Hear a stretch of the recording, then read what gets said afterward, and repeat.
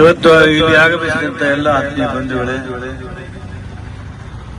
ಕ್ರಾಂತಿವೀರ ಸಂಗೊಳ್ಳಿ ರಾಯಣ್ಣನವರ ಪುಣ್ಯತಿಥಿಯನ್ನ ಇವತ್ತು ನಾವೆಲ್ಲ ಆಚರಣೆ ಮಾಡ್ತಾ ಇದ್ದೀವಿ.